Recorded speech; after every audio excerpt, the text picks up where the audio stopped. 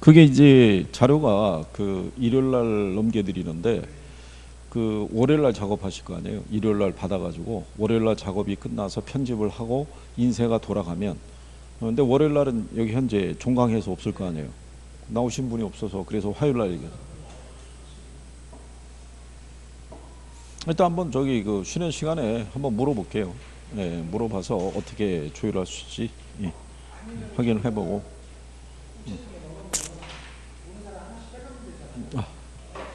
어쨌든 거기 풀어보셔가지고 답이 한 85% 이상의 답이 나올 수 있어야 돼요. 그게 예, 그래야지 어느 정도 대비할 수 있죠. 그쵸?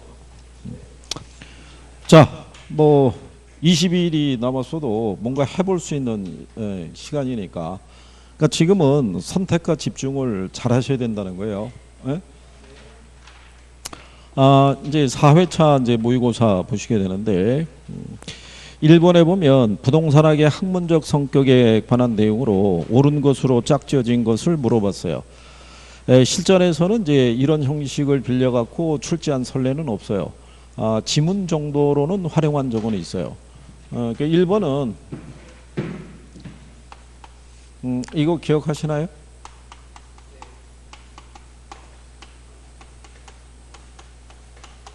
제목을 땄을 때, 그죠? 이거 사람 이름으로 해서 이렇게. 그래서 얘가 무슨 과학? 응용과학, 경험과학, 종합과학, 규범과학, 그 다음에 사회과학 이렇게 해가지고 제목만 기준하게 되면은 그렇죠? 니은에 사회과학 들어갈 거고요. 그 다음에 응용과학, 경험과학 이렇게 해서 세 가지가 들어가게 되죠. 그래서 얘가 이제 그 순수과학이다 그러면은 틀리다라는 거, 그죠? 뭐 그런 정도가 이제 지문. 그러니까 여기서도 시험상에서 활용한 거는 요거 세 가지밖에 없어요. 요거 세 가지 정도만 지문으로 활용을 했지. 그러니까 단독적으로 구성이 된 건 아니니까 뭐 크게 요는 뭐 중시하지 않으셔도 되는 뭐 그런 내용이다. 그 다음에 이제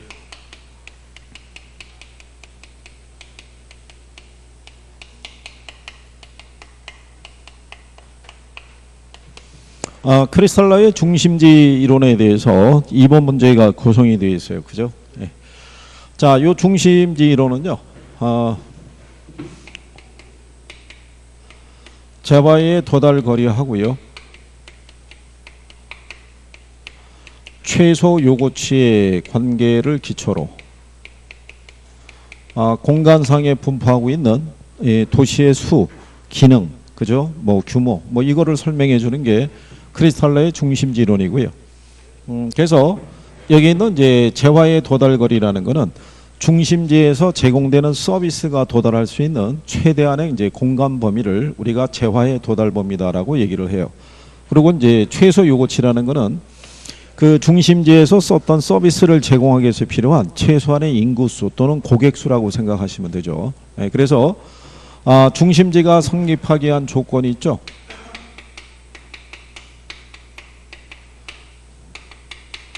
성립 조건은 재화의 도달 범위 내에 뭐가 있어야 돼요?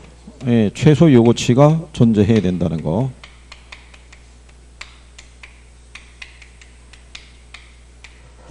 그랬을 때 이제 중심지의 어떤 이제 서비스나 기능이 좀 더 확대될 수 있다라고 얘기를 하죠.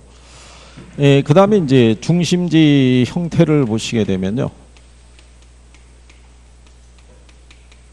이게 단일 중심지일 때는 원형으로서 성립이 가능하고요. 그죠? 다수의 중심지가 있을 때는 정육각형의 모형이 돼야 된다는 거. 다수의 중심지가 있을 때는요. 원형으로 성립을 하게 되면 이런 식으로 서비스가 도달하지 못하는 지역도 존재할 수 있고요. 아니면 이런 식으로 겹침으로써 중복적인 형태가 나타나면서 경쟁이 오히려 치열해지는 문제가 발생할 수 있기 때문에 다수의 중심지일 때는 정육각형의 모형으로서 존재했을 때 이상적인 형태가 나타난다. 그래서 여기 안에 이렇게 이제 삼각형 형식으로 나오죠. 그럼 이 안에 있는 사람들은 균등하게 재화 서비스를 다 제공받을 수 있죠. 그래서 이제 거기 문제에서 1번에 보시면 단일 중심지의 경우에 가장 이상적인 배우제 형태는 안정된 육각형이 된다 그랬으니까 틀렸다는 얘기죠. 단일 중심지일 때는 원형으로 성립이 가능하죠. 원안에 있는 사람들은 균등하게 재화 서비스를 제공받을 수 있다라고 보시면 되겠고, 그 다음에 이제 3번에 보면 재화의 도달 범위란 고객이 물건을 사기 위해 기꺼이 통행할 것으로 예상되는 거리를 의미하더라. 그러니까 이제 요거는 이제 고객들이요 교통 비용을 지불하고서까지 물건을 구입하러 올 수 있는 최대한의 공간 범위라고 생각하시면 되죠. 그 범위를 넘어서게 되면은 그 중심지로 물건을 구매하러 오지는 않을 것이다. 이렇게 생각을 하시면 되겠죠. 그래서 4번은 이제 중심지 성립 요건이 이제 구성이 되어 있고요. 5번은 이제 최소 요구치라는 것은 용어 자체로 중심지 유지에 필요한 최소한의 고객이 존재하는 범위를 말하더라. 그래서 2번에서는 이제 1번이 잘못되어 있는 거. 크리스탈러의 중심지 이론이 단독적으로 나온 거는 딱 한 번 있어요. 저게 25회 때인가 단 한 번 나왔었는데 그때 나온 거는 용어만 물어봤어요. 박스로 해서. 그래서 그 이후로 나올 수 있는 거는 그냥 크리스탈러의 중심지 이론에 대한 성격이 있죠. 재화의 도달거리와 최소 요구치의 관계를 설명한 이론이다. 뭐 이런 정도로 지문 정도로만 활용했으니까 그렇게 구별하시면 되겠고. 3번에 보면 부동산 특성이 구성이 되어 있을 때 어쨌든 얘는 출제 빈도가 분명히 있어요. 그렇죠? 올해 여러분 시험에도 나올 가능성은 있고요. 근데 일단은 우리가 주요 특성을 중심으로 해서 정리하시는 게 필요할 거고요.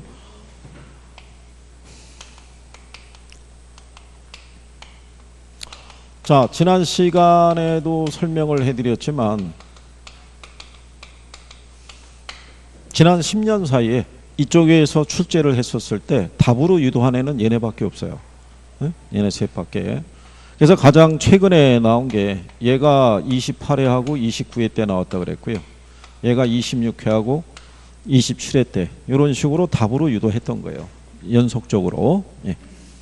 근데 이게 부동성을 답으로 주기에는 워낙 뚜렷하기 때문에 그래서 이제 출제자들이 그거를 활용을 직접적으로는 안 하고 그냥 지문 형식으로만 활용을 하니까 이 기본적인 성격 정도는 이제 알고 있을 거라고 생각을 하죠. 3번에서 잘못된 거는 일단 1번이 되죠. 거기에 보면 개별성 때문에요. 원리나 이론의 도출이라고 해놨는데 그 앞에 이제 이건 나와야 돼요.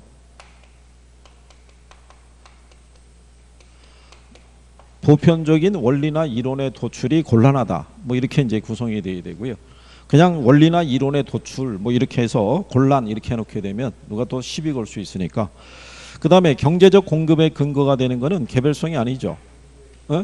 그거는 용도의 다양성 때문에 그죠? 부정성으로 인해서 무슨 공급은 차단이 되는 거예요. 물리적인 공급은 이게 차단이 되죠. 요 제약 조건을 완화시키기 위해서 우리가 만들어낸 특성이 용도의 다양성이죠. 그래서 용도적인 공급은 가능하도록 이렇게 해준 게 용도의 다양성이다. 그래서 여기서 나오는 이제 지문 정도로는 이제 구별이 가능하셔야 된다라고 이제 말씀을 드리고요. 이런 정도 난이도로 나면은 뭐 좋겠죠. 저희도 바라는 거죠. 그 정도로 나와서 쉽게 합격을 해서 이 바닥을 뜨면 얼마나 좋겠어요. 그죠?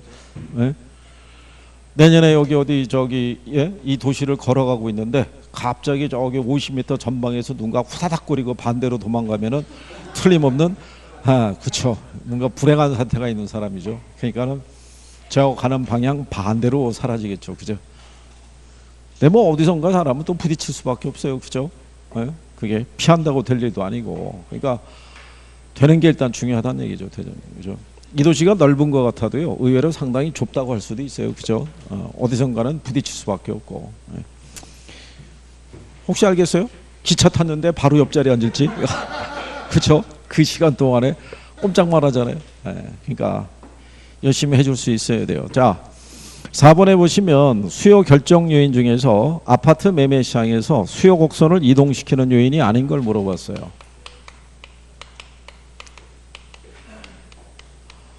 자, 여기도 이 수요 곡선의 이동을 물어볼 때요. 아파트는 뭐라고 얘기를 해줘요? 정상되라는 조건을 줘야 돼요. 왜 조건을 줘야 되냐면 소득이 증가할 때 수요가 증가하면 무슨 죄라고 그랬어요? 정상죄. 자, 소득이 만약에 이렇게 줄어들었을 때 그러면 수요가 어떻게 돼요? 줄어드는 것도 역시 어떻게 돼요? 정상죄라고 할 수 있는 거죠. 그래서 이게 소득에 의해서 수요가 변하는 거는 정상죄, 열등죄 이런 개념이기 때문에 조건을 달아줘야 된다는 거죠. 그러면 수요 곡선의 이동을 가져오지 않는 요인은 딱 하나밖에 없어요. 그죠? 예, 그건 아파트 가격 하나밖에 없다. 이거는 수요량의 변화하고 뭐 하고요? 수요의 변화를 우리가 물어보는 경우죠. 그러니까 그래서 우리가 이제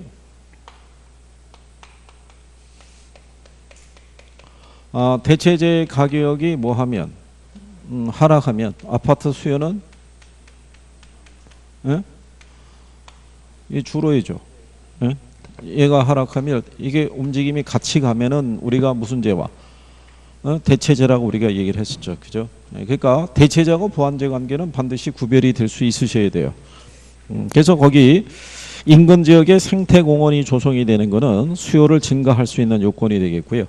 대체재 가격이라는 것이 변하면 역시 수요 곡선의 이동을 갖고 올 수 있고요. 소득과 보완재 가격 역시 마찬가지죠. 예, 그래서 그 정도는 뭐 이제 구별이 가능할 거라고 생각하고요. 어쨌든 수요량이 변하고 수요의 변화는 매년 시험상에서 활용하는 거예요. 아니면은 이제 묶어서 수요와 공급의 변화 요인에 관해서 이렇게 묶어서 들어올 때가 있어요. 이제 그런 거를 기초로 해서 정리를 하실 수 있으시면 되겠고. 그래도 어쨌든 간에 여러분의 실력이 초기보다는 높아졌다는 게 간단한 문제는 답을 쉽게 찾는다고요. 그러니까 기본적인 점수는 나올 수 있는데 거기서 조금 업그레이드 되면은 이제 그러면 거기서 이제 실수와 착각이 나온다는 거죠. 한 80점 맞을 수 있는 실력이면 그죠? 실수 한 4개 해도 돼요. 그래도 70점인데 간신히 60점에 도달해 있는데 거기서 실수 4개 하면은 뭐 장기적인 계획을 갖고 있는 거죠. 그게 4개면 몇 점이에요? 10점이에요. 평균 5점. 평균 5점이면은 당락이 좌우되는 거예요. 한 문제 갖고도 떨어지고 붙고 그러는데. 그죠? 그러니까 실수할 요건이 없는 거예요, 여러분들은. 실수를 줄이는 게 합격할 수 있는 첩경이라고 생각하셔야 돼요. 그죠? 뭐 잘못 인식했다. 그리고 절대로 마지막에 문장이 쭉 가서 여기 피리어드가 딱 찍히는 요 시점까지 봐야 돼요. 예? 중간에 가다가 문장을 본인이 완성을 하면 틀린다고요. 그렇죠? 지금도 그러고 있으니까요. 지금도. 그래서 요즘 벌써 그런 현상이 나타나고 있어요. 제가 왜 10월 되면은 나타나는 불이 있다고 그랬죠. 지금서부터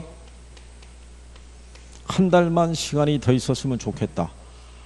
늦게 이제 불 붙은 사람들이에요. 두 번째 사람들은 뭐냐면 그냥 이번 주에 시험 봤으면 좋겠다. 그죠? 무슨 얘기냐면 이제 지치는 거예요. 공부 열심히 한 사람이야. 뭐 지금까지 본 내용 이제 알고 있는 거 오히려 빨리 보고 끝내는 게 낫지. 시간이 지나면 이거 정리하는 것도 지겹고 오히려 정리한 거 잊어먹을까 봐. 그죠? 세 번째 경우가 여유 있는 사람이 생기죠. 그죠? 지금 벌써 발생하고 있어요. 불과 한 1, 2주 전까지만 하더라도 열심히 하겠다고 그러다가 어느 순간에 끈이 딱 끊어진 것처럼. 그죠? 뭐 이렇게 열심히 하냐고 주변 사람들에게. 자기는 내년을 기약하고 있다라고 벌써 얘기를 해요. 그거를. 그러니까 본인 입장에서는 편하죠. 그죠? 참. 그럼 뭐 하고 있겠어요? 공부 안 하고. 학원 관계자하고 협상하고 있는 거죠. 내년에 수강료 좀 싸게 해주나요? 몇 프로 할인해 주나? 기본소는 그냥 주나? 뭐 이런 거 있죠. 그 협상까지 끝나면은 세상 편한 얼굴로 앉아 있는 거예요. 이게 참. 예, 저기 다른 학원 얘기인데 올해 연초에 등록을 했다가 그 양반이 헤어샵을 여러 개 해가지고 뭐 일이 좀 많아가지고 중간에 기간 연장하고 들어갔어요. 그래가지고 혹시 불행한 사태가 있어서 내년에 다시 등장을 하게 되면 맨 앞자리를 지정해 주겠다고 얘기했어요. 둘이 나란히 앉아가지고. 그게 참 그렇단 얘기죠. 이게 이제 며칠 남아서 그런 거예요. 22일 남아서. 그러니까 30일 정도 남기면 선택을 해요. 선택을. 그죠? 여러분들 지금 가슴에 손을 얹고 생각해 보세요. 지금 이 상태로 해서 20일 지나면 어떤 결과가 도래할 것이라는 거는 본인은 알고 있죠. 본인의 실력은 본인이 제일 정확하게 하는 거예요. 그죠? 어? 여기서 딱 봐가지고 선생하고 얼굴이 마주치게 되면요, 뭔가 자신의 얼굴로 고개를 끄덕거리고 있어요. 그죠? 속은 타고 있어도 어쨌든 간에 그렇지 않겠어요? 속은 탈 거 아니에요? 어? 본인은 진실을 알고 있으니까. 그렇잖아요? 근데 얼굴이 마주치니까 차마 모른다고 할 수는 없으니까 일단 끄덕거리고 있는 거죠. 아이고, 참 이게 매년 되풀이되는 현상이에요. 매년. 그러니까 저희가 매년 되풀이하면서 학원마다 다니면서 계속 부딪히는 거예요. 이거를. 여기 인강 듣고 있는 분들 마찬가지예요. 연초에 시작했을 때는 아주 뭐 꿈은 컸단 얘기죠. 가면서 한 주, 두 주 미루다 보니까 여기까지 온 거고. 그렇잖아요. 그분들은 아마 주변 정리는 다 끝냈을 거예요. 그죠? 이 시험이 원래 1년에 끝나는 시험이 아니라고, 주변하고 벌써 다 합의는 돼 있을 거란 얘기예요. 그죠? 그러면서 말도 안 되는 소리 이제 계속 늘어놓고 있는 거죠. 예. 그러지 않기 위해서 합격을 해줘야 돼요. 이거. 자, 5번에 보시면 저소득층을 위한 부동산 정책의 효과로서 틀린 거를 물어봤어요. 자, 일단 임대료 규제를 해요. 그죠? 자, 임대료 규제할 때는요, 규제 임대료는 시장 임대료보다 낮은 선에서 통제를 해야 돼요. 그죠? 그랬을 때 나타나는 현상이 거기 나온 것처럼 1번 지문에 공급 감소와 질적인 저하를 가져오고요. 그 다음에 임차자들의 주거 이동을 저하시킨다는 것 있죠. 예. 그랬을 때 나타나는 현상이에요. 그래서 그거는 기본적으로 정리가 되셔야 되고요. 그러면 임대료 규제에 따른 효과는요, 공급이 탄력적일 때 커져요, 비탄력적일 때 커져요? 임대료 규제에 따른 효과는 공급이 비탄력적일 때 커지는 거예요. 공급량이 줄어들지 못했을 때, 그랬을 때만 그 효과가 전달이 된다는 거. 거기까지는 출제를 한 거예요. 거기까지. 그래서 그런 내용 정도 알아두시면 되겠고요. 물론 이제 틀린 거는 3번이죠. 최고 임대료 규제 정책은 기존의 저소득층의 임대주택 소유에 대한 부담을 완화시켜서 주택난 해소에 긍정적이라 할 수 있다면 틀리죠. 임대료 규제하게 되면요, 기본적으로 임대주택의 공급이 어떻게 돼요? 예, 이게 이제 감소하게 되니까 오히려 저소득층은 임대주택 구하기가 어려워지더라라고 얘기한 경우고요. 반대로 규제 임대료 규제 임대료가 시장 임대료보다 높을 때는 시장에서는 아무런 변화가 있다 없다. 예, 아무런 변화가 없다. 예. 그 다음에 이제 임대료 보조를 해줄 수 있죠. 임대료 보조를 해주게 되면 임대주택의 공급을 어떻게 돼요? 예, 증가시키는 효과를 가져오더라. 이거 구별하시면 되겠고요. 그리고 우리 이제 지문에 보게 되면은요, 2번에 공공임대주택의 공급하고요. 4번, 5번이 이제 공공임대주택의 공급 이런 게 나오는데, 이게 이제 요즘은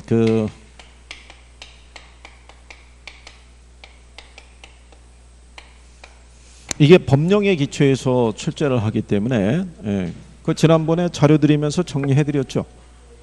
이쪽에 대해서.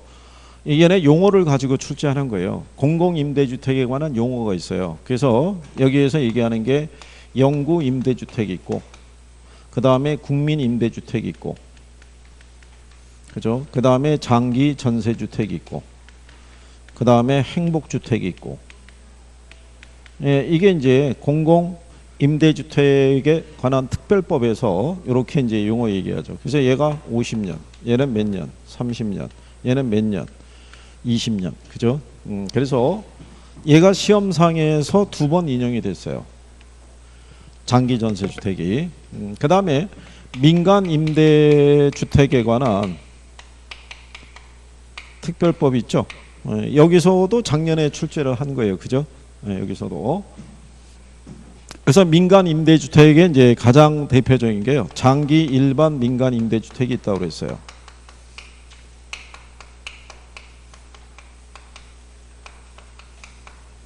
얘는 몇 년을 기준으로 한다고 그랬어요?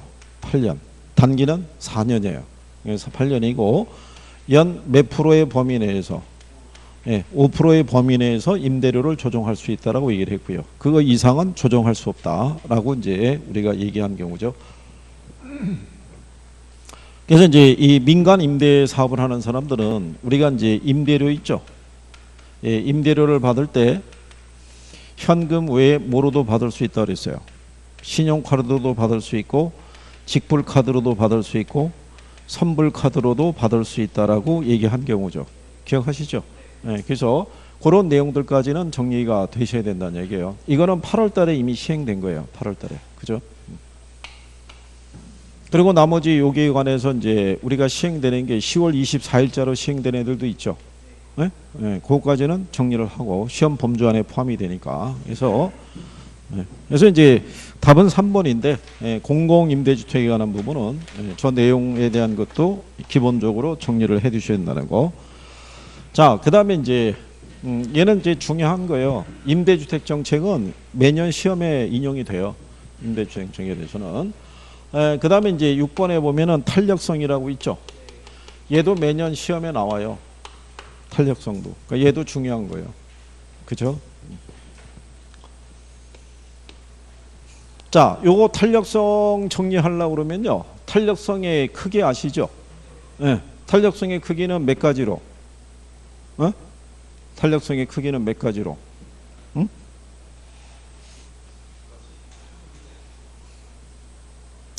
그러니까 여기 둘은 얘하고 너무 떨어져 있지 말라니까. 가깝게 붙어 있으라니까. 내가 멀리 떨어져서 어떻게 할 수가 없잖아. 그때 내 이름 대고 한 5대만 때려주면 내가 얼마나 편하게 저기서. 야, 이게 탄력성의 크기가 5가지인데 웬 2가지를 얘기를 하고 있어.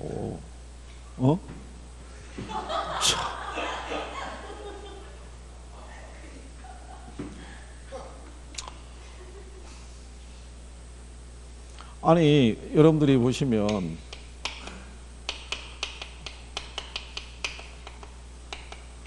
완전 비탄력적이라고 있고요. 비탄력적이라고 있고 단위 탄력적이라고 있고 탄력적이라고 있고요. 그 다음에 완전 탄력적.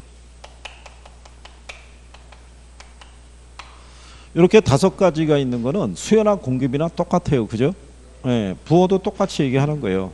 얘는 0으로 표시하고 얘는 0보다는 크지만 1보다는 작은 거고 얘는 1이고 얘는 1보다 크고 얘는 1보다 크고 무한대보다 작은 케이스 뭐 이렇게 우리가 무한대로 이렇게 표시할 수가 있죠. 그 5개의 의미를 분명하게 정리를 해 두셔야 되고 그죠? 그러니까 완전 비탄력적이라는 것은 가격이 변할 때 수요량이 변해요 안 변해요? 안 변하죠. 부호는 뭐로? 0으로. 기울기는 뭐로? 수직선으로. 요게 작년에 여러분 시험에 인용을 해준 거고요. 그 다음에 비탄력적하고 뭐하고 탄력적도 넣어준 거예요. 그죠? 비탄력적이라는 것은 가격이나 소득이나 또는 다른 부동산 가격 있죠. 변할 때 그 가격의 변화보다 양의 변화가 어떻게 돼요? 작은 경우를 얘기하는 거예요. 여기는 양의 변화가 어떻게 돼요? 큰 거를. 단위 탄력적일 때는 양이 변해요 안 변해요? 단위 탄력적일 때 양이 변해요 안 변해요? 수요량과 공급량이 변해요 안 변해요? 단위 탄력적일 때. 아니 빨리 변한다고 얘기해 줘야 되잖아요. 그 변하는 게 같다고요. 뭐하고 가격의 변화율과 수요량과 공급량의 변화율이 같은 게 단위 탄력적이잖아요. 그래서 얘가 1로 표시하잖아요. 1로. 그러니까 가격이 예를 들어서 10% 변하면 그죠? 수요량도 몇 프로 변한다는 거예요. 10%. 그래서 우리가 1로 표시하잖아요. 그죠? 이게 단위 탄력적인 것은 가격이 1% 변할 때 수요량이 전혀 변하지 않는 걸 얘기하는 건 그건 완전 비탄력적일 때 얘기하는 거예요. 그러니까 요거 개념 정도는 반드시 숙지가 되셔야 돼요. 그죠? 이거.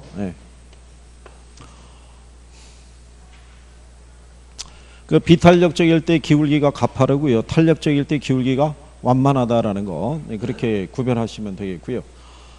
그 다음에 이제 우리가 수요와 공급의 변화에 따라서 이제 가격하고 이제 거래량이 어떻게 변하냐 얘기했을 때 우리가 이제 이렇게 얘기했었어요. 가격 변화율은 어떨 때 크다라고 얘기했냐면 비탄력적일 때 크다라고 그랬어요. 그죠?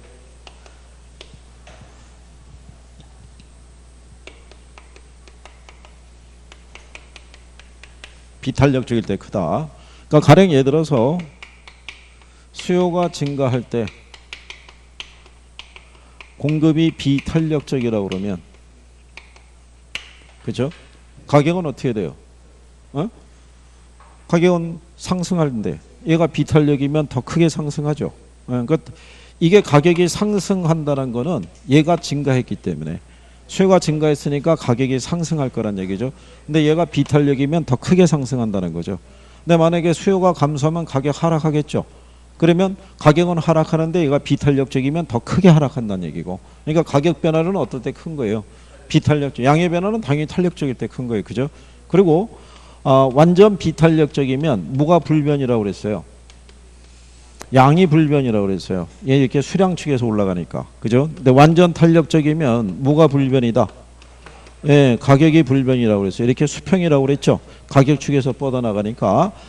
하나 이제 공식처럼 정리해 두시면 되는 거죠. 그래서 이제 6번에 보시면요. 탄력성에 대한 다음 설명 중에서 틀린 거 물어봤을 때 부동산 수요가 증가하면, 그죠? 그때 공급 곡선이 비탄력적일수록 시장 균형 가격이 더 크게 상승하겠죠. 그 다음에 부동산 공급이 증가하면 수요 곡선이 비탄력적일수록 시장 균형 가격이 더 크게 하락한다는 얘기죠. 근데 3번에 보면 공급이 가격에 대해서 완전 비탄력적일 때 있죠. 완전 비탄력적이면 양이 불변이라고 그랬죠. 가격은 변할 수 있어요. 그죠? 근데 수요가 증가하니까 가격은 상승하고 양은 변하지 않는다. 근데 5번에 보면 공급이 가격에 대해서 완전 탄력적일 때 수요가 증가하면 가격은 변하지 않고 양은 감소한다는 게 틀렸다는 얘기죠. 완전 탄력적이면 뭐가 불변해요? 양이 불변이니까 양은 변하지 않는다는, 가격이 변하지 않는다는 거죠. 양은 변하더라도.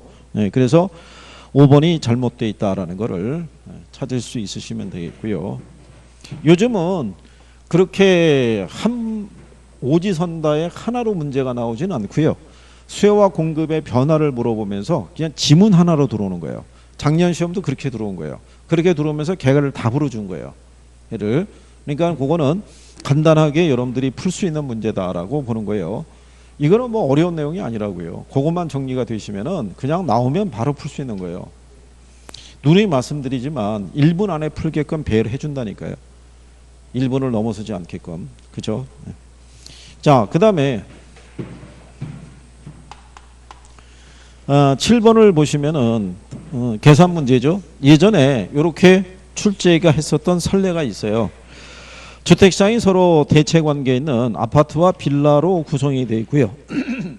아파트 가격에 대한 빌라 수의 교차 탄력성이 얼마라고 줬어요? 0.6이라고.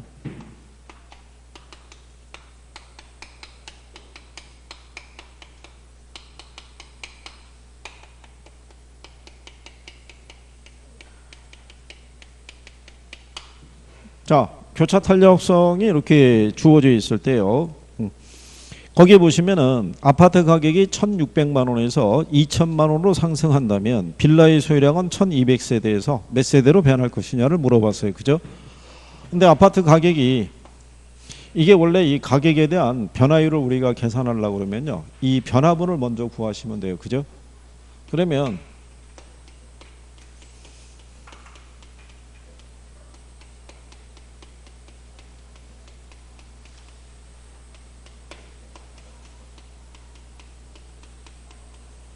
원래는 이제 이렇게 쓰는데 그냥 우리가 암산으로 계산하는 거죠. 그렇죠? 최초 가격이 얼마였어요? 1,600이었잖아요. 근데 얼마로? 빼면은 400 나오죠. 네. 1,600분의 400이면은 얼마? 4분의 1이니까 25%겠죠. 그러면 얘가 가격이 몇 프로 변했다는 거예요? 25%. 그죠? 그러면은 수요량이 당연히 변하겠죠. 얘가 상승했으면은 여기 있는 수요량은 어떻게 돼요?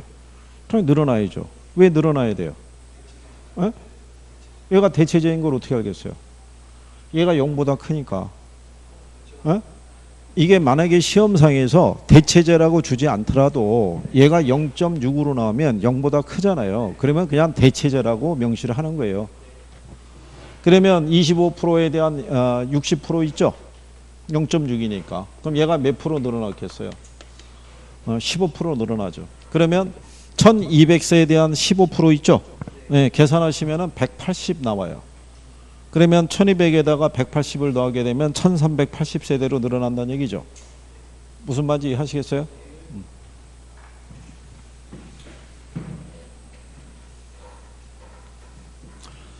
이런 형식으로 한번 나온 적이 있어요.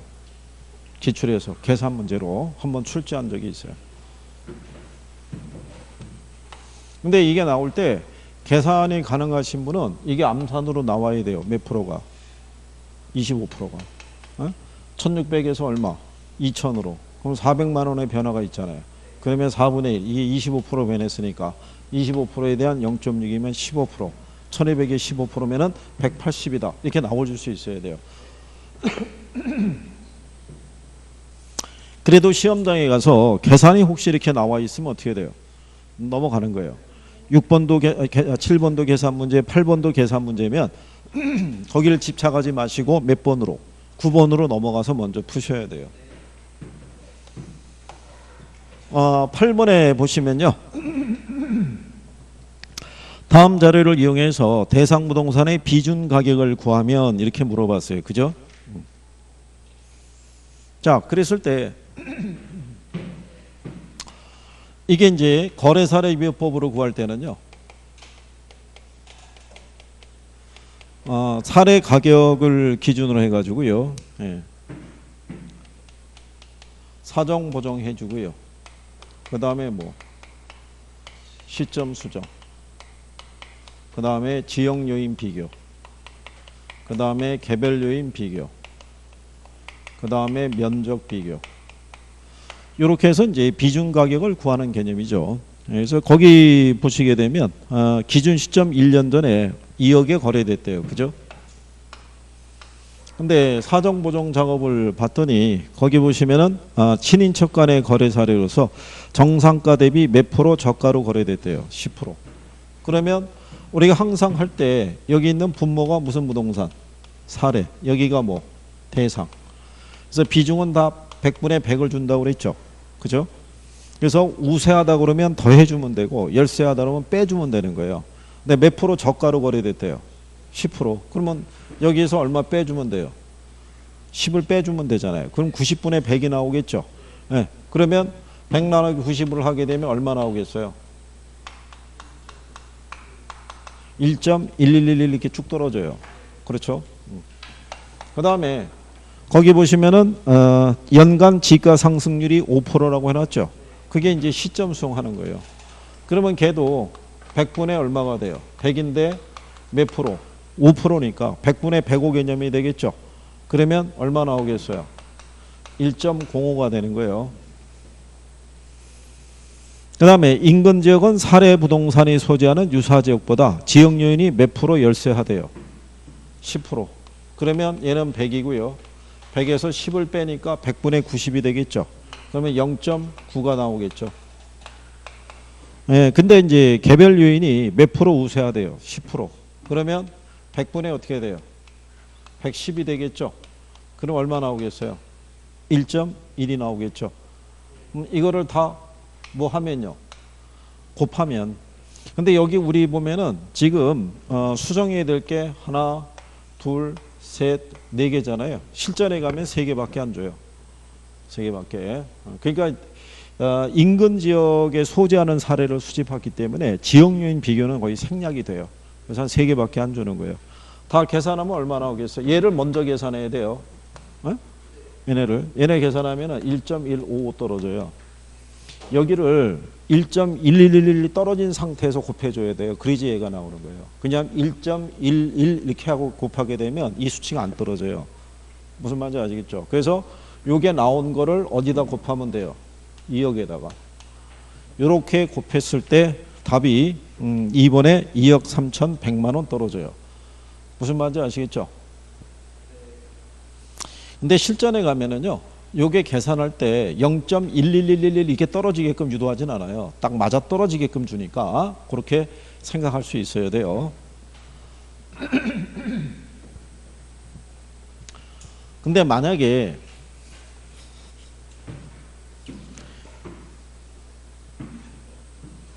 여기서 얘가 몇 프로 싸게 거래됐대요? 10%. 그죠? 그거는 이제 이렇게 쓸 수가 있을 거 아니에요. 그 다음에 이쪽에 가게 되면요. 얘가 거꾸로 몇 프로가 열세하다는 거예요. 이게 10% 열세 하잖아요. 그래서 이렇게 줘서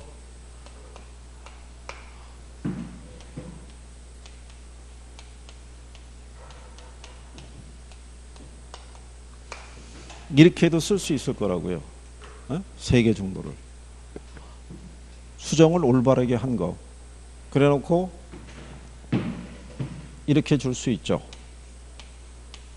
2억 곱하기 2억 곱하기 이런 식으로. 그러면 이제 저거는 분모 분자 있죠. 그 배열을 모르면 틀리는 거죠. 뒤바뀐 거를 못 찾으면. 그렇잖아요. 자, 여기 보면은 얘가 지금 어떻게 돼요? 90분의 100이죠. 이쪽에 오면은 얘는 100분의 어떻게 돼요? 90이잖아요. 그죠? 그러면 서 있는 애 다리 걸어서 쓰러뜨리면은 머리 무거운 애가 앞으로 떨어진다고 그랬죠. 그러니까 위에 있는 애가 앞으로 나오는 거예요. 그죠? 그러니까는 2번이 답이 되겠죠. 무슨 말인지 알겠죠? 그러니까 그 배열을 물어볼 수도 있다고요. 어차피 이거 하는 거 3개밖에 안 주는 거예요. 그럼 계산기 있으니까 3개 갖고 두들기면 되거든요. 근데 거꾸로 이렇게 해서 배열이 나오면 사람들이 당황할 거라고요. 아는 사람은 쉽게 푸는 거고 모르는 사람은 되게 또 어렵다고 생각할 거라고요. 그것까지는 정리가 돼야 된다는 거. 자, 그 다음에 이제 9번에 보면은 경기 변동이 나와 있는데요. 경기 변동도 가끔 한 문제씩은 나올 수 있어요. 근데 어려운 내용은 없어요. 경기 변동에 대해서는. 자, 거기 보시면은 틀린 거를 물어봤을 때 답은 이때는 4번이 되겠죠.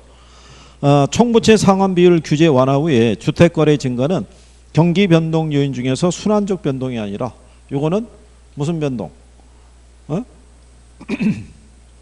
4번에. 이거는 무작위적 변동 아니에요. 불규칙 변동. 주로 이 무작위적 변동과 불규칙 변동은요, 이 정부의 정책 등에서 유발이 되는 거라고요. 그죠? 정부의 정책에서. 일반 경기에서의 무작위적 변동은 이번에 우리나라 왜 태풍 이런 거 왔었죠? 이런 자연재해에서 유발되는 게 무작위적 변동이라고요. 근데 부동산 시장에서는 주로 정부의 뭐에 의해서? 정책에 의해서. 그렇죠? 그래서 이제 정부가 할 수 있는 게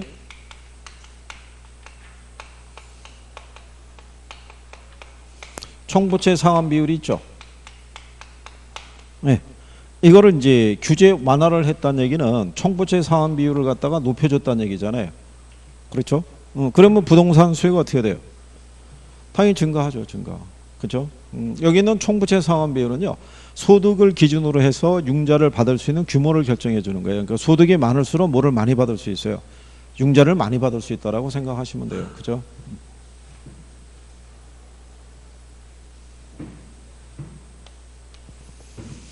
자, 그래서 이제 9번의 답은 4번이고요. 그 다음에 10번에 보시면은 정부의 시장 개입 필요성과 관련된 다음 내용 중에서 이제 틀린 거를 물어봤을 때, 우리가 지난주도 해봤지만요,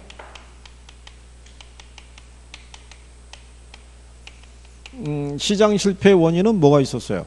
시장 실패 원인. 시장 실패 원인. 시장 실패 원인. 아니 이게 뭐 칠판을 만나러 온 건 아니잖아요. 뭐 얘기를 해봐야 될 거 아니에요.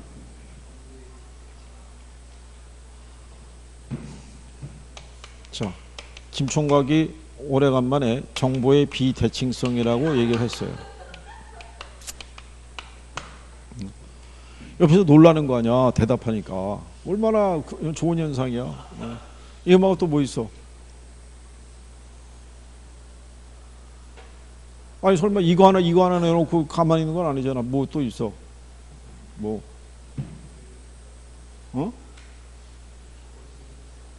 머릿속에 있는데 생각을 안 나? 야, 그래도 저기 우리 종강하기 전에 뭔가 한번 새로운 모습을 한번 보여주고 가야 되지 않겠어? 그렇잖아.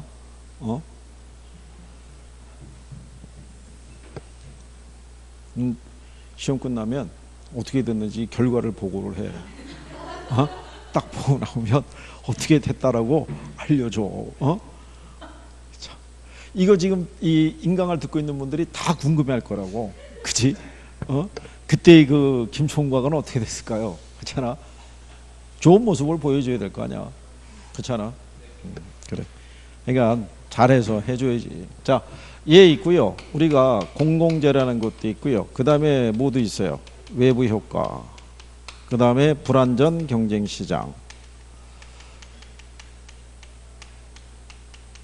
그 다음에 규모의 경제. 뭐 이런 것들이 있어요.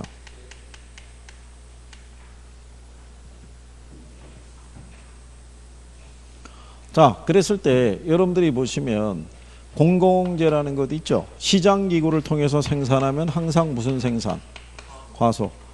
외부효과도 정외부효과가 있고 뭐가 있어요? 부외부효과. 얘는 시장에서 무슨 생산? 과소. 얘는 과대 생산. 부외부효과는 무슨 비용을 증가를 시킨다고 그랬어요? 사회적 비용을 증가시키는 부작용을 초래한다라고 얘기하는 거예요. 그죠? 그러니까 어떤 이제 시장 개입 논리가 나오면 바로바로 구별할 수가 있으셔야 돼요. 그죠? 그래서 이번에 보면 공공재의 생산을 시장에 맡길 때요, 비배제성으로 인한 무임승차자 문제로 인해서 적정량보다 적게 생산되니까 정부의 개입이 필요하다, 이런 얘기죠. 그 다음에 이제 5번에 나온 것도요, 비대칭 정보 또는 불안정 정보로 인해서 자원 배분이 비효율적이 될 수 있으니까 누가 개입해야 돼요? 정부가. 그게 무슨 얘기냐면 부동산 시장에서는 합리적인 가격이 없어요. 그죠? 근데 그 가격은 어떤 기준이 제시가 되지 않으면 거래 당사자들은 이 가격이 합리적인 가격인지를 신뢰할 수가 없잖아요. 그러면 물건을 내놓기도 힘들고 물건을 구매하기도 힘들다는 얘기예요. 그래서 정부가 1년에 한 번씩 부동산 가격 공시제도를 통해 가지고 토지 가격과 주택 가격을 공시해 주고 있다고 보시면 돼요. 그죠? 자, 그랬을 때 1번에 보면은 이제 코즈의 정리라고 나오죠. 환경 문제에 대해서 정부가 재산권을 부여함으로써 무슨 문제? 외부효과 문제를 해결하는 것은 정부가 시장에 개입하는 방법의 하나다라고 되어 있잖아요.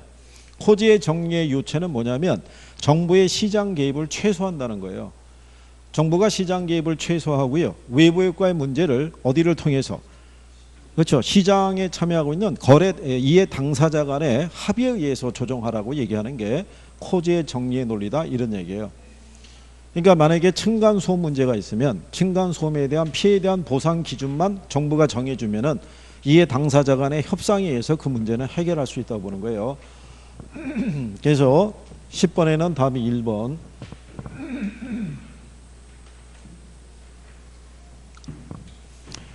자, 그 다음에 이제 11번으로 넘어가시면 외부 효과에 관한 내용이 나와 있어요. 그죠? 자, 그러면 지금 이제 코지의 정리도 나와 있지만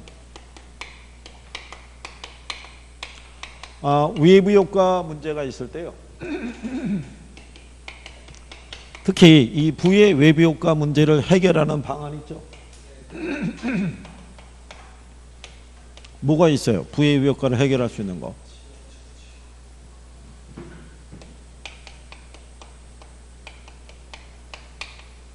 얘를 얘기할 때는요.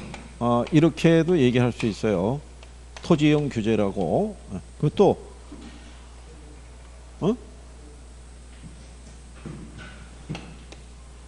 우리가 조세를 부과하는 것도 얘기할 수 있어요. 그죠? 이거를 우리가 피구세라고 그래요.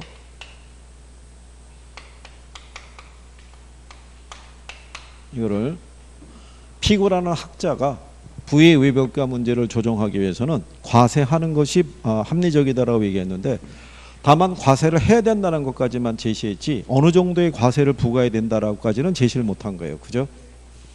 그 다음에 또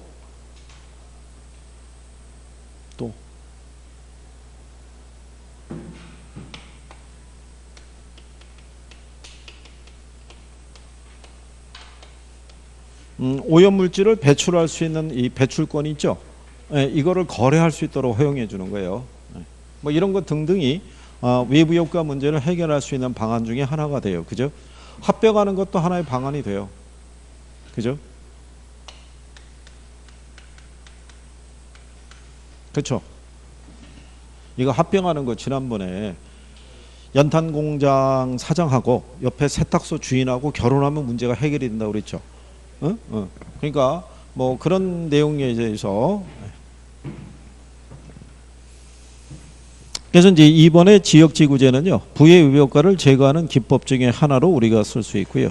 그리고 5번에 보면 외부 효과는 생산 과정에서 발생할 수도 있고 어디에서 소비 과정에서도 외부 효과라는 것은요 어떤 이 경제 주체의 경제 활동이 있죠. 예, 이게 어디를 통하지 않고 시장 기구를 통하지 않고 이 경제 활동이라는 게 크게 나누면 생산과 소비를 얘기해요. 그러니까는 생산 과정에서 발생할 수 있고 어디에서 소비 과정에서도 발생할 수 있다라고 얘기해 주는 거죠. 그래서 이제 틀린 거는 4번에 보면요. 부의 외부 효과를 발생시키는 목재 공장에 대한 규제를 하게 되면 목재 공급이 줄어들겠죠. 공급이 감소하면 공급 곡선은 어느 쪽으로?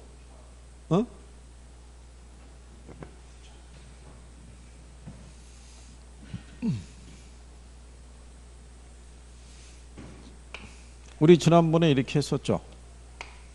여기 공급 곡선이 있을 때 공급이 감소하면 일로 가는 거예요. 좌측에서 위로 올라가죠. 그래서 좌상향으로 간다고 그래요. 그래서 만약에 실전에서는 좌상향 다 표현을 쓸 거예요. 여기 문제니까 그냥 상향 이동한다, 하향 이동한다 이렇게 얘기하는 경우죠. 그래서 하향 이동했다 그래서 틀리다 이런 얘기예요. 외부 효과 관계는 기본적인 내용은 정리가 되셔야 돼요.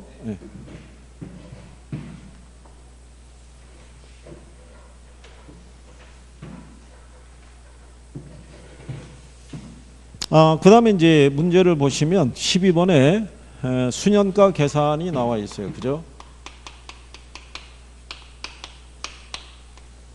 자, 수년가는요. 현금 유입의 현가에서 뭐 빼는 거예요. 현금 유출의 현가를 차감하는 경우죠.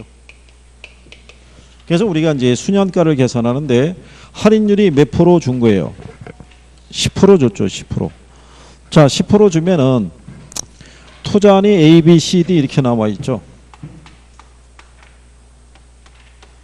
그러면 얘가 유입에 대한 게 5,005만 원이고요. 그 다음에 현금 지출이 얼마예요? 4,500이죠.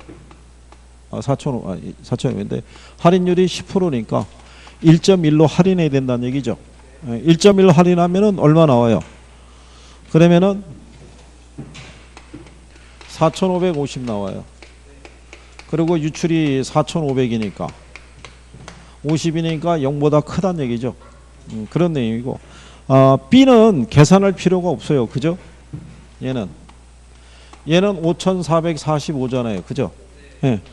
근데 얘를 1 플러스 0.1, 1.1로 할인하게 되면요. 여기 투자한 게 얼마예요? 5,000이죠. 예. 5,000보다는 금액이 어떻게 돼요? 작게 나올 수밖에 없죠. 5,445니까 할인하면 얼마 나오겠어요? 이게 한 4,950인가? 뭐 이렇게 떨어질 거예요.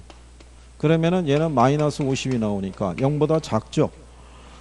여기서 물어보는 거는 타당한 투자를 물어봤잖아요. 근데 요거는 간단한 게 뭐냐면요. 얘가 만약에 5,500이잖아요. 그죠? 5,500일 때 할인율이 10%면은 얘가 5,000이라고요. 그죠? 근데 얘가 5,445니까 5,500에 못 미치잖아요. 투자한 돈은 얼마고? 5,000이고. 그러니까 0보다 작은 결과를 나올 수밖에 없기 때문에 얘는 굳이 계산할 필요가 없는 거예요. 무슨 말인지 하시겠죠? 그 다음에 C안을 보게 되면 내년에 현금 유입이 4,147만 원 뭐 이렇게 나와 있죠? 그럼 이렇게 할인하시면 돼요. 얼마로? 1 플러스 0.1로. 여기서 할인을 하게 되면 3,770 이렇게 떨어져요. 근데 얘가 3,800이니까 마이너스 30이겠죠? 그러면 0보다 어떻게 돼요? 작잖아요. 그죠? 그러면 답은 A하고 D가 되겠죠. 굳이 D까지 계산할 필요가 없죠. 두 개 고르는 거니까. 그렇겠죠? 예.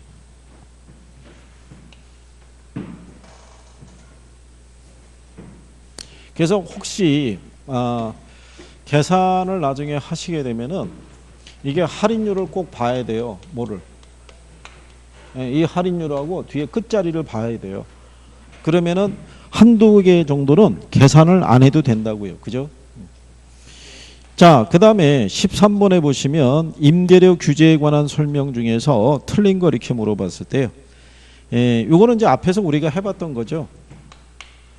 임대료 규제하게 되면 규제 임대료는 시장 균형 임대료보다 어떻게 돼요? 낮은 선에서 통제를 해야 되죠. 이거보다 높은 선에서 통제하게 되면은 시장에는 아무런 변화가 없다라고 얘기를 한 거예요. 그죠? 그리고 4번에 보면은요. 임대료 규제 시에 수요가 탄력적일수록 초과 수요가 더 커진다라고 해놨죠. 네, 이거 우리가 수업 시간에 해본 거예요. 그죠?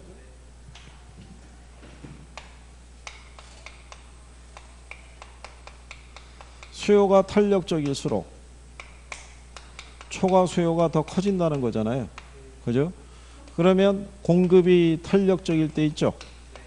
초과 수요가 더 커져요, 안 커져요? 어? 수요가 탄력적일 때 초과 수요가 커지잖아요. 그럼 공급이 탄력적일수록 초과 수요가 더 커져요, 안 커져요? 어? 아, 커진다고 빨리 얘기해야 될 거예요. 커진다고. 어?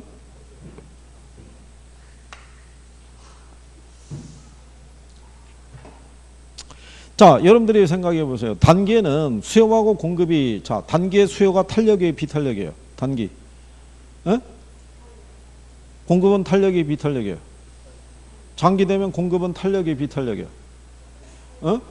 수요도 탄력, 공급도 탄력이잖아. 그러니까 단기는 이렇게 돼 있잖아, 이렇게. 어? 얘는 완전 비탄력적이고 얘도 비탄력적인 관계에서 장기가 되면 이렇게 되잖아요, 이렇게. 탄력적으로. 그러니까 초과수요 상태가 더 커질 거 아니에요. 어? 수요는 더 많이 늘어나고 공급은 더 많이 줄어들 거 아니에요. 그죠? 그러니까 이 시험에 나온 거예요. 이렇게 1번 지문에 수요가 탄력적일수록 초과수요가 커진다. 2번에 공급이 탄력적일수록 초과수요가 커진다. 이렇게 준 거예요. 시험에서. 그러면 여기 정확하게 모르는 사람은 둘이 똑같잖아요. 그죠? 어? 그 둘 중에 하나가 답일 거라고 보고, 그죠? 아는 애들 붙잡고 또 늘어지고 있을 거 아니에요. 어? 답은 3번에 있었는데 3번이 얼마나 애타게 불렀겠어요. 그죠? 걔들을 버리고 일로 오라고. 어?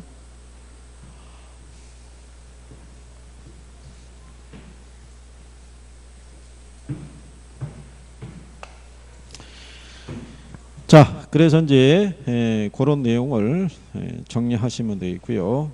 아, 그리고 3번에 보시면 임대료 규제는 저소득층의 주거 부담을 완화시키고자 하는 정부의 직접적인 개입 수단의 하나다 이렇게 해놨잖아요.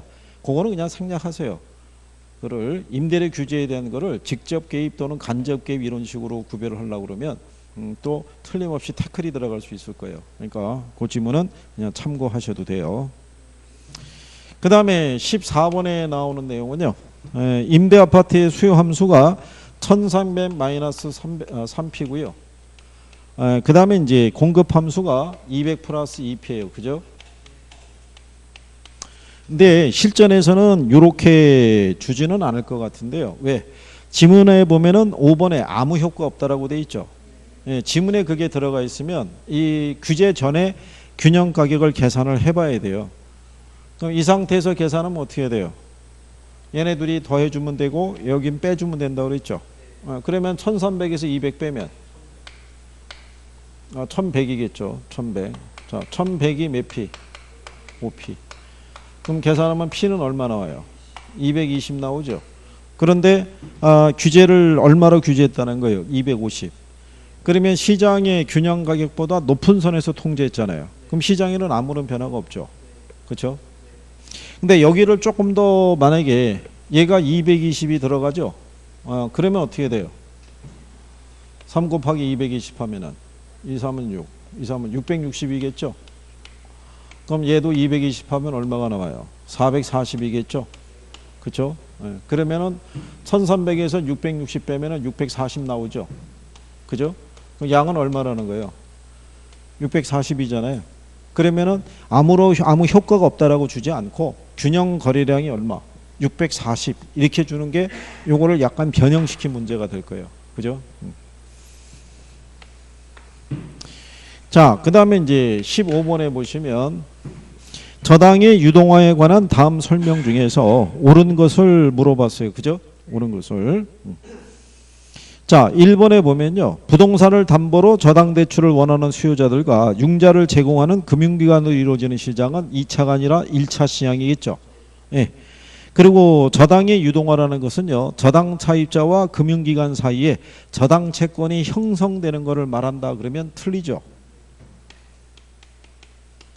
여기 차입자가 있고요. 금융기관 사이에 차입자 소유의 주택을 담보로 해서 금융기관에서 뭐를 해주겠어요? 융자를 해주죠. 융자를 해주면 이 주택에다가 뭐가 설정이 돼요? 저당권이. 그죠? 그러면 이 저당권 중에서 만기가 10년 이상의 저당권의 명칭을 저당채권이라고 그래요.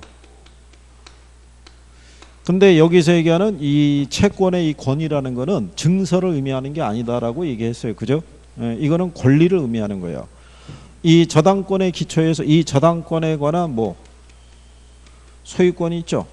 저당권의 기초에서 뭐를 받을 수 있는 원리금을 받을 수 있는 권리 있죠. 예, 그 권리를 우리가 저당 채권이라고 얘기를 해요. 근데 얘는 말 그대로 채권일 뿐이지 현금이 아니잖아요. 그죠? 그래서 얘네 입장에서는 금융기관에서는 융자를 해주기 위해서는 불특정 다수의 고객들로부터 예금을 수신을 받아서 운영을 하는 거예요.